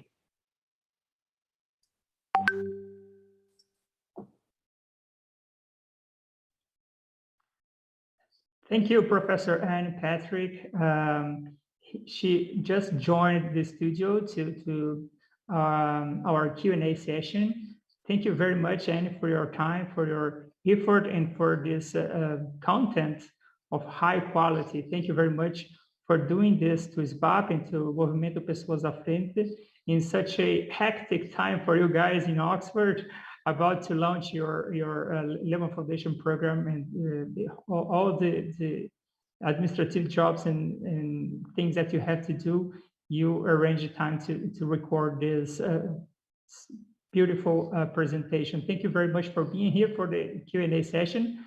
We have some questions, but before bringing the questions from the public, I would like you to, well, make some comments. Maybe you would like to share some slide presentation that to support your speech here. So you are very welcome to our Brazilian meeting of public administration. Thank you very much, Ana. Well, thank you very, very much indeed. It's an absolute honor to be here. I should say that while I would be embarrassed to speak Portuguese in front of you, I do actually speak some Portuguese and I pretty much understand everything. So please don't hold back if you have a question and you don't feel comfortable speaking in English. And I apologize that I do not speak fluent Portuguese yet. I'm working on it. Bit by bit around things like organizing the launch here. So yes, so the presentation, there are slides which we might find a way of sharing with the network later, but I realized that some of the things I was saying probably didn't make sense, particularly referring to graphs without them in front of you. So I might just jump back if that's okay. Let me just, yes, I do have the right thing open. Let me see if I can share my screen just to show you some of the graphs that I was referring to. So when I was talking about sort of the experience of talking to lots of people who've been working in the public sector in Brazil, and they come to Oxford usually for a bit of a career boost, right? The classic narrative that I meet is from very bright young Brazilians is I went into the public sector with such vocation. There were things I wanted to do to help my country. There's change I wanted to be part of. And then I really, really struggled to make that change. So I'm here in Oxford to kind of press refresh, go back and try again, right? So, but then there is a sense in furthering those discussions of the negative connotations attached to the word bureaucracy, or bureaucratic as an adjective, which is a positive adjective in some countries, but a negative adjective in others.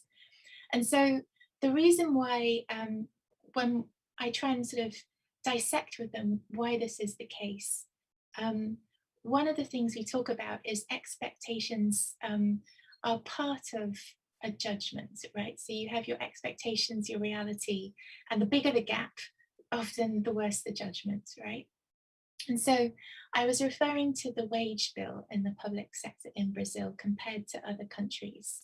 And if we think about how much Brazil is spending on wages in the public sector as a percentage of GDP, for example, or as total public expenditure, it's really high. And I'm not saying that you shouldn't pay people properly. Absolutely not saying that at all. You should, and certainly as a corruption researcher, this is important. What I'm saying is that the public has a right to expect a lot.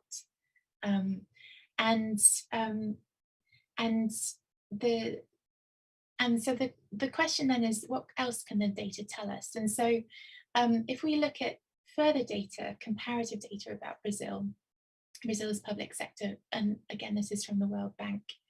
If we look at something called the wage premium, so this is, if you like, the benefits of working in the public sector compared to the private sector.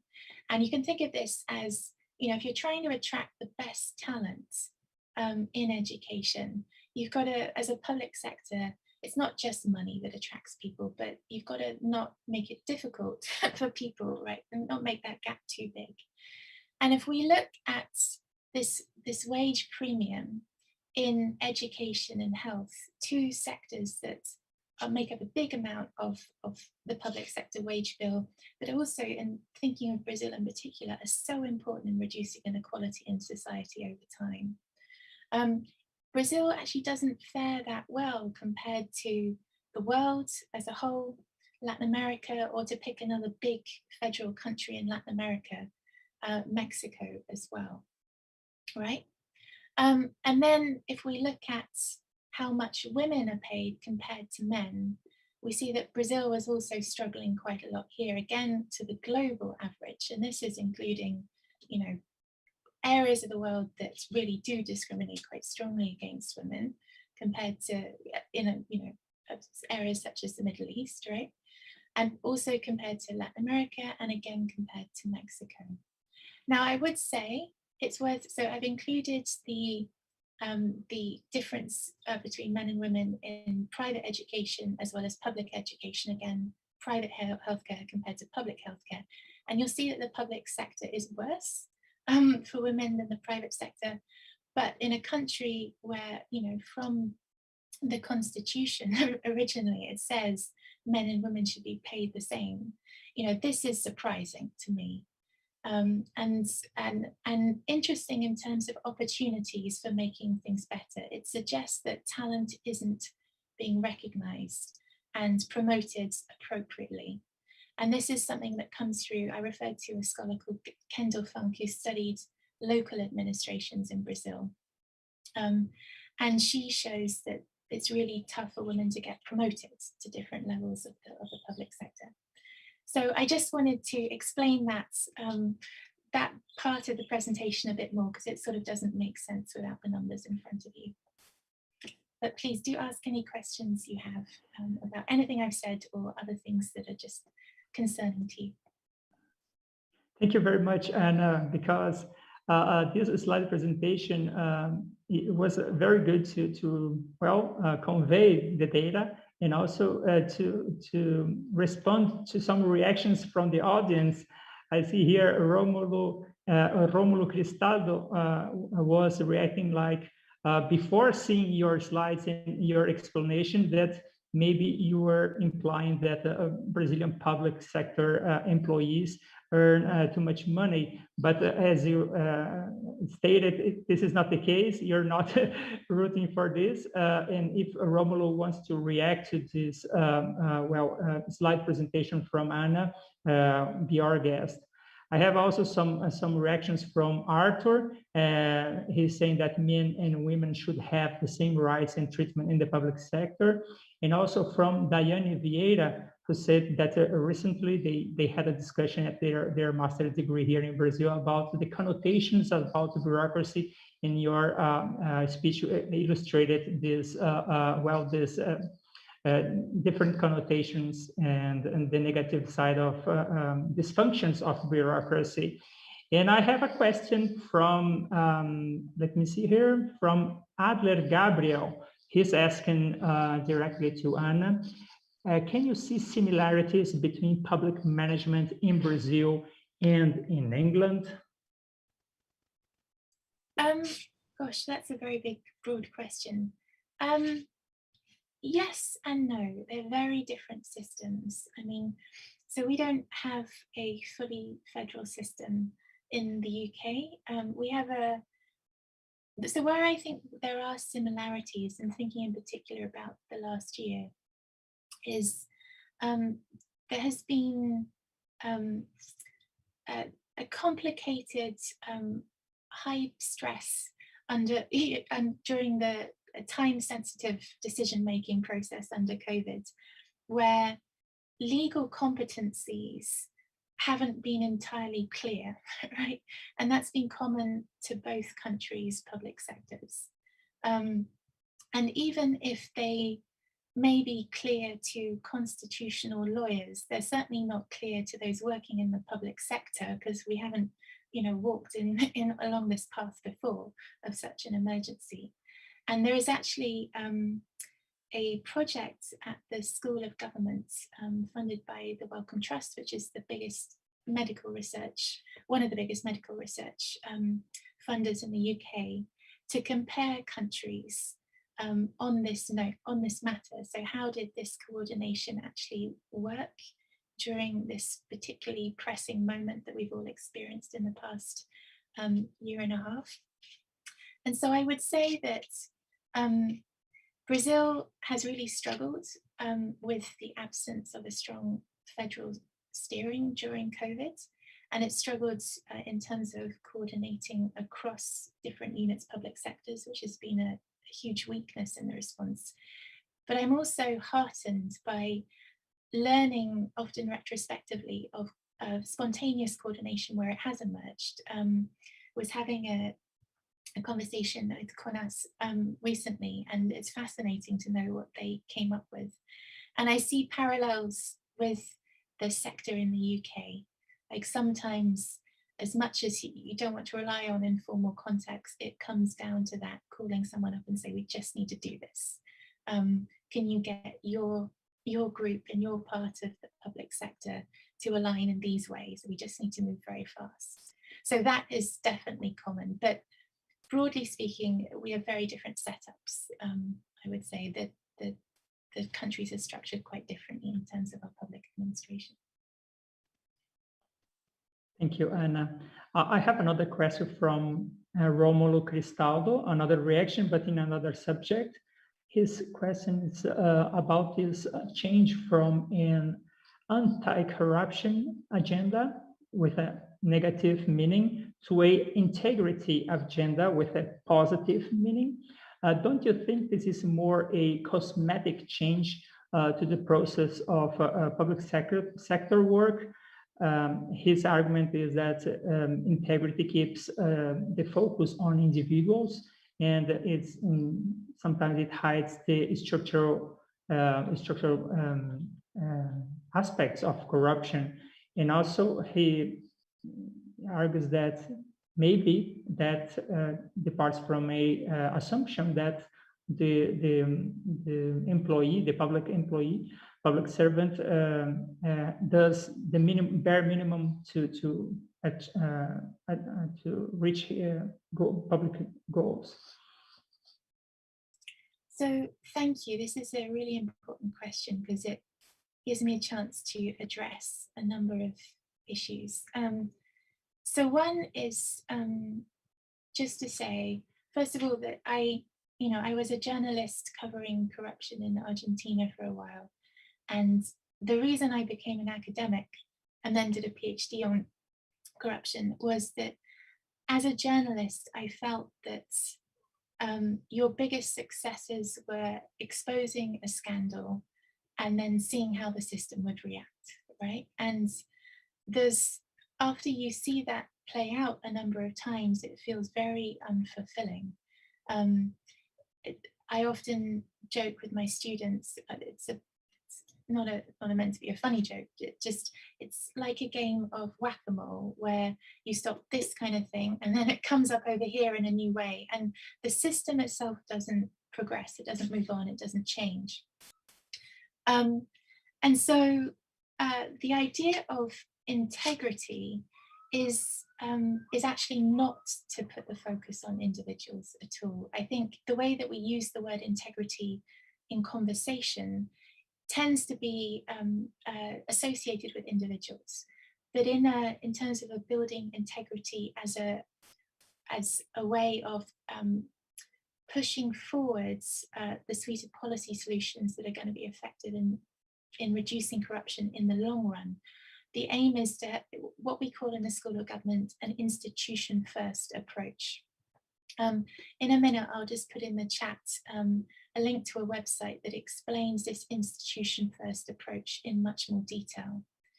But the idea is to say, first of all, what are we aiming for in the long run? If we're going to have a long-run reduction in corruption, a long-run improvement in the trust that people have in institutions, what do those institutions need to look like? And if you can answer those questions, then out of your answer, then you say, well, what does that mean? How do you derive what integrity means for public servants? Rather than starting off with a bunch of positive adjectives and calling those individual level integrity, right? So really to derive out the consequences for what we should be encouraging in an individual public servant from that institution first approach. And that means a whole bunch of new things other than just don't be corrupt, which is what the anti-corruption agenda is really asking for public servants to do. And I don't mean to assume, and I hope from my stories of students with such great vocation when they arrive in Oxford, I don't think that public servants just aim to do the minimum. I don't mean to negatively stereotype in that way. So if you go back to sort of deriving your definition of individual level integrity out of this institutional definition, it's not just don't be corrupt. It's also how do you behave in moments of discretion? And I think the anti-corruption agenda is trying to remove those moments of discretion as much as possible. Right? It's trying to stop people being corrupt, and that's its aim, which means that when you have discretion, the idea is you have opportunities to be corrupt. An integrity agenda says, okay, well, if you're aiming for your institutions to be as worthy of trust as possible, they have to be fulfilling their legitimate purpose, right? It has to be that when you go to the police, you trust that they will take your complaint seriously and they will go and try and investigate the crime and stop it happening, right? It's not just, I expect the police not to be corrupt when I go to them, it's that I expect them to do what their legitimate purpose is. And so in those moments of discretion, a public servant who is oriented towards wholeheartedly doing everything they can to fulfill the purpose of their institution will take advantage of that moment and hopefully tap into their sense of vocation to think, I know this sector really well. I know it better than the administrators above me, right, who are trained very generally in public policy. And I'm going to think about the best possible way of serving the institutional purpose, not my private purpose, to deal with the problem that's emerged. And that's a very different thing, a very concrete thing, where the anti-corruption agenda would say, eliminate that discretion. The integrity agenda would say, embrace it and orientate the public servant through training, through culture change in institutions, so that they can productively use it to innovate and make the institutions better. Does that help define the two? Yes, very much, Anna. I have Francisco Schertel has a question, maybe. Francisco is our General Director of IDP, co-organizer of this event. Francisco. Hello, so Professor, and thank you very much. I'd just like to ask for the development on this topic and open the debate regarding this anti-corruption agenda. Brazil has adopted very different measures over the last decade regarding this anti-corruption agenda, and has become some of this anti-corruption investigations have become famous over the last years. I suppose you have heard about it. And this was done, of course, with the objective of enhancing or with the idea that this would enhance the quality of life in Brazil, that this would bring Brazil to higher standards of living and development, and also democracy, and so all this very, very important objectives. I would say that it's difficult nowadays that someone, and maybe this is an open question for this next days of debate, that these goals have been reached. Actually, there are many scholars, thinkers that nowadays stress that Brazil has gone the other way. That if we look at the democratic, the quality of the Brazilian politics, of our democracy, of our standards of living, or of our economic development, I think there are different standards that have been lowered. So I would like to stress this question of how this anti-corruption policies are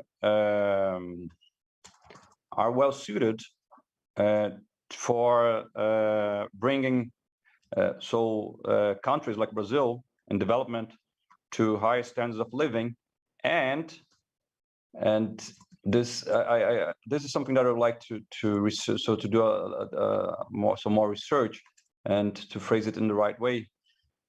If the recommendations that so Brazilians and other countries receive regarding these policies are the same that are actually implemented in so rich countries. We see, I couldn't name here, so the United States, and there are a lot of practices that we have implemented in Brazil that we don't see in the States or in other OECD countries that I could name here. So yeah, maybe there are two questions. So the relationship between this anti-corruption policies and so the development of a country, and if there is maybe a double standard regarding the policies that are recommended to countries like Brazil and the ones that are actually adopted by richer countries. So that's my two questions. Thank you very much, Professor Anna, again. Thanks. My pleasure. The big questions. First of all, it's not that the anti-corruption agenda is all bad. I think that's really, really important to say. And as much as people like me can easily come up with criticisms about the way it's been handled in Brazil in recent years, one of the most important things that particularly the Lava Jato investigations demonstrated is that nobody is safe. However much power you have, you know, nobody is safe. And that in itself is a very important precedent.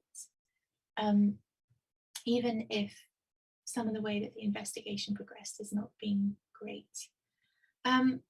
So in terms of thinking about the anti-corruption agenda and kind of development over time, one of the interesting things that comes out in comparative data across countries is that when you get the appearance of a Freedom of Information Act passed in a country, and you compare that to perceptions of corruption over time, you see that perceptions of corruption in the next few years go up, right?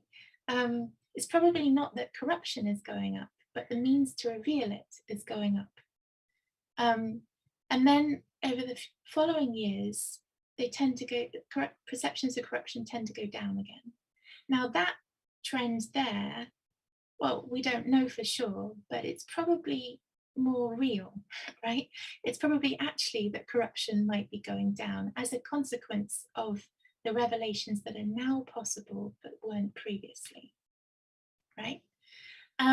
So if you take a long-term view, I suspect that the anti-corruption agenda does do some good. The issue is, for me, that it tends to be fairly short-sighted. It's often punitive to deal with discrete acts that have emerged in the system that are crimes, rather than thinking about how does the system operate as a whole, what are the incentives for corruption, and how do we design institutions so that when we, in English we say bad apples, when bad apples come along, they don't make the whole tree rotten. How do we design institutions so that that influence can't happen? Right, and that's not really what the anti-corruption agenda is really set up to do. And the other problem with it is it doesn't consider its impact on trust in public institutions and the important role that trust plays in the functioning of public institutions. So to go back to my example of the police, right? If people don't trust the police, they won't report crimes to the police, which means the police actually can't really do its job. Right, and to pick a very potent example, I guess, of public health, if you don't believe the messaging coming from a health official about how to act so to not get infected, you're not going to act in that way, which is probably going to make the problem worse. So we need public institutions that are trustworthy. Now, when we see, after the introduction of the Freedom of Information Act, an increase in the perception of corruption over time, we also see an increase in how distrustful people view the public sector over time. So we see this absence of trust, which is probably not a great thing for institutions. So the picture for development is quite complex, I would say. I don't think the anti-corruption agenda should be thrown out. for the reason I stated right at the beginning, no one should be safe, however much power you have from prosecution for corruption. But we just need to go further than we have before. We've got to think in the long term. We've got to value trust in institutions a whole lot more. Your second question is now popped out of my head. Could you remind me of it, please? No, if the recommendations that we receive, that are made for development countries in development, are the same ones that are actually implemented by richer countries. I couldn't name, so just there are also in rich countries people that I would say feel quite safe. There are in the UK some former prime ministers that have been accused of bad practices, and I don't know if they have been so thoroughly investigated as we have done in Brazil. I would say that also easily about the American practice. So yeah, I do think I must say that politics do deserve, as you say, some kind of trust, and then when this is not done properly, it can damage democracy. And I would say that the rich countries tend to respect some patterns of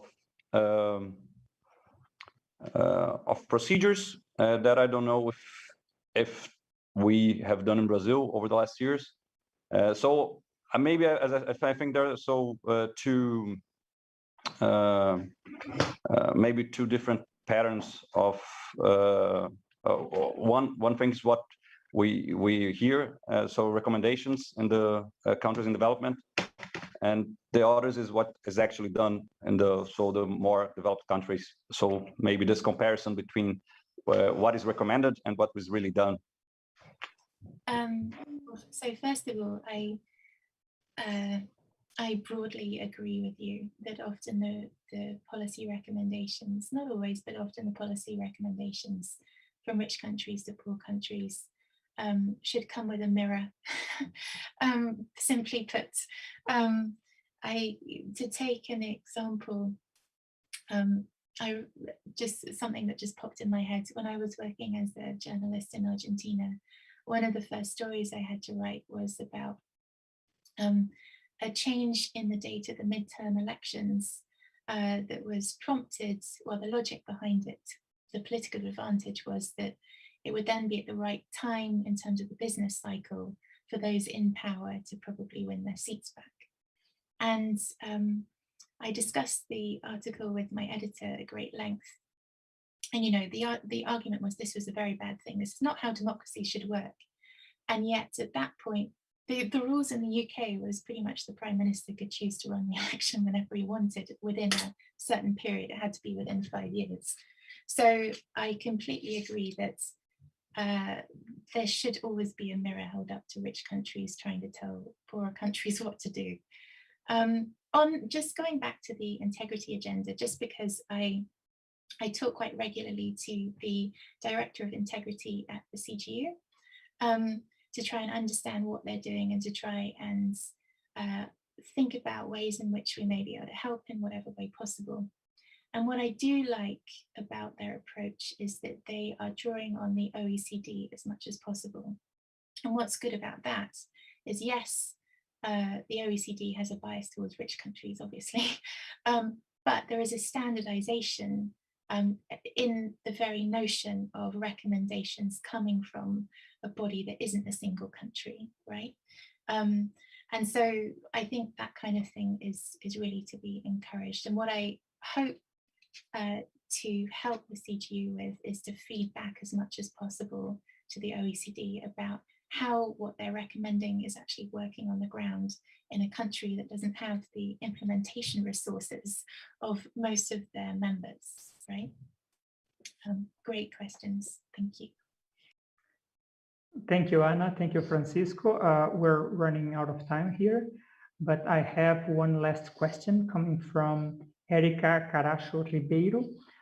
It's about a research agenda, and if you could share some research investigations going on The first is about the causal relations between public servants training and their anti-corruption attitudes in government. If training has an impact on halting corruption. And the second one is about values in public service and how these ex-ante values can hinder corrupt practices and make more advances in ethics and transparency. Are you aware of researches going on these themes? Okay, so on the matter of research linking public servants and their anti-corruption attitudes, first of all, to say that I'm hoping to run some research along in parallel with what Gabriella Lotter is doing, and we've got a series of surveys going out next year to really understand a lot more about anti-corruption attitudes, among other things. And so this is something where I hope to be able to give you a fuller answer in the future. I recently, so at the end of last year, I wrote a big report for the UN about gender and corruption, but one of the case studies was on Indonesia. And I found a study that was the only study that I could find of any country in the world which kind of turned the question of corruption on its head and asked people, what is corruption? And when I think we talk about anti-corruption attitudes, it's not a very helpful thing to say, are you for or against corruption? Because everybody will say they're against corruption. But to understand exactly what acts they see as corrupt is a really productive way forward. And the message that came from that research is really that people see corruption as the kind of acts that people with more power than them get away with, right? So for street level bureaucrats in Indonesia who would see it as quite legitimate to pay some sort of, we would call it a bribe, to deal with an inspector of their formal, informal institutions' data or something. They're clearly allowing some informal businesses to avoid formalization, which is what they're supposed to do as part of their job, so the businesses pay taxes, but they are accepting bribes. They would say that this is actually part of, making the state work at the local level. They see corruption as the kind of thing that the big fish get away with, the party financing, that kind of thing. Whereas when I've done interviews with, I won't name names, but some very famous senators in Brazil, and we've talked about Caixa 2, they have defended that as it shouldn't be seen as corruption, because no one can get into the Senate without really embracing it in their view. And that means that if you're a true believer in democracy and you want to partake and you want to be a great senator, you can't not do these things. And they would see the lower level stuff as corruption, right?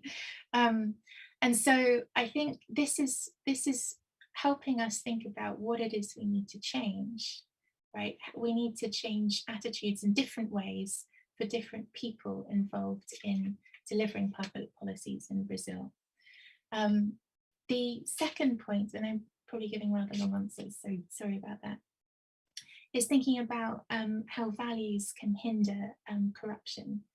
I'm going to try and give a bit of a shorter answer to this. One of the things about corruption is that it's not about, to pull it off, you need a group of people usually, the bigger problems with corruption, right? And that means that you have to have actually very tight bonds of trust within that group, right?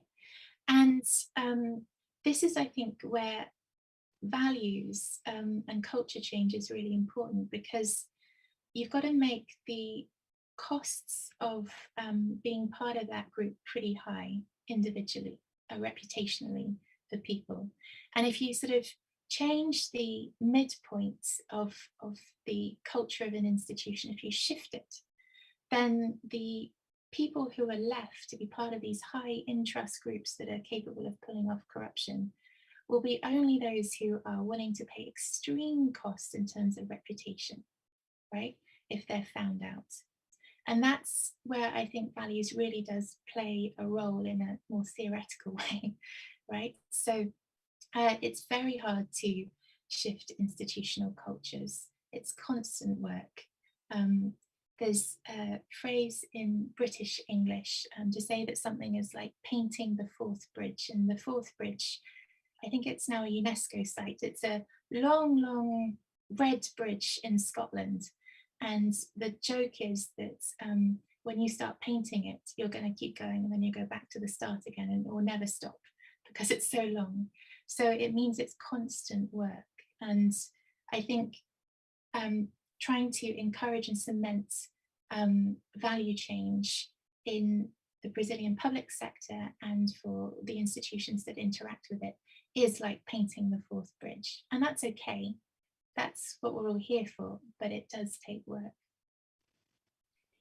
Thank you, Anna. Thank you very much. I'll ask you to make your final remarks shortly because our panel sessions are starting right now at 11 o'clock in Brazil. And maybe to take into considerations Amanda Moreira question, how to put public servants at the center of the discussion on public integrity. Okay, so I'll try and actually draw that into my final remarks. And my final remarks are really just to say the point that I made on the final slide I prepared, and that is that when I think about the bigger project of what I'm trying to do is to try and really have impact in the real world. And I think there is so many very well thought through, very well written PDFs in circulation about what better public policy looks like. And what we don't do enough of as academics is really understand the issues of implementation and the sort of the troubleshooting that public servants try and do when they're trying to make the recommended public policies reality on the ground. And this is why I actually think Amanda's point about putting public servants at the center of this discussion of elevating their voice is so important. And because this is how we learn how to really do work that counts, by understanding what they're facing and by essentially being with them while they try and do this troubleshooting. And adapting to their needs. So I think those are my final remarks, and that is what I really, really hope distinguishes, aside from our research agenda, what really distinguishes the Lehman Foundation program in Oxford. So thank you very much. Muito obrigada. Sorry for not speaking Portuguese. I'll get better over time. Thank you very much, Anna. Thank you for recording your presentation and being here for the Q&A session. It's an honor to have you here. I think you are an inspiration for all of us, especially for the little girls and women and men here, your successful career and in taking also Latin America and Brazil as one of your heartfelt teams. So thank you very much for contributing to our discussion at the Brazilian Meeting of Public Administration. Thank you. I would like also to... agora já posso falar em português, né? Gente, agora às 11 horas começam então as sessões. Pessoal, vocês estão todos convidados para ir para lá, para as sessões. A programação está toda no site do evento. Eu só vou fazer um pedido para vocês, muito especial. Hoje nós temos a Assembleia Geral Ordinária e Extraordinária da EBAP. É muito importante, a gente vai aprovar o novo estatuto, a gente trabalhou bastante, a gente precisa de quórum, tá, gente? Então, todo mundo está inscrito aqui, pode participar do nosso encontro da Assembleia Geral, vai ser das 14 às 16, e o... Professor, o seu microfone está desligado. Puxa. Não, eu só estava falando, gente, que nós temos agora as sessões do painel e às 2 horas da tarde nós temos a nossa Assembleia Geral Ordinária e Extraordinária. Então, todos aqui convidados, a gente precisa realmente da presença de vocês hoje à tarde lá. Tá bom, gente? Muito obrigado. Obrigada, Natália, por ter chegado agora e dar essa palavrinha no final e ter me alertado disso. Muito obrigado, Francisco, pela organização, por todo o IDP. Nossa, é realmente um grande parceiro. Thank you very much, Anne Patrick, once again. Amanda, em Movimento Pessoas à Frente. Foi realmente excelente essa programação até agora. Bom EBAP a todos e todas. Um grande abraço. Tchau, tchau.